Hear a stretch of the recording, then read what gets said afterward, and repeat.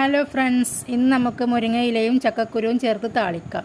ഒരു മിക്സിയുടെ ജാറിലേക്ക് 10 ചുവന്നുള്ളി, 20 ചെറിയ അല്ലി വെളുത്തുള്ളി, 8 വറ്റൽമുളക് എന്നിവ നമുക്കൊന്ന് ചതച്ചെടുക്കാം. കുക്കർ ചൂടാവുമ്പോൾ അതിലേക്ക് വെളിച്ചെണ്ണ ഒഴിച്ചു കൊടുക്കാം. വെളിച്ചെണ്ണ ചൂടാവുമ്പോൾ നേരത്തെ തയ്യാറാക്കിയ പേസ്റ്റ് ചേർത്ത് ഇളക്കി കൊടുക്കാം.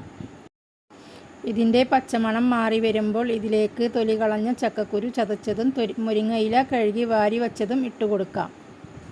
ഇനി ഇതിലേക്ക് അരക്കപ്പ് കഞ്ഞിവെള്ളം ഒഴിച്ച് നന്നായി ഒന്ന് ഇളക്കി കൊടുക്കാം. ചക്കക്കുരു പെട്ടെന്ന് വേവാനായിട്ടാണ് കുക്കറിൽ ഉണ്ടാക്കുന്നത്.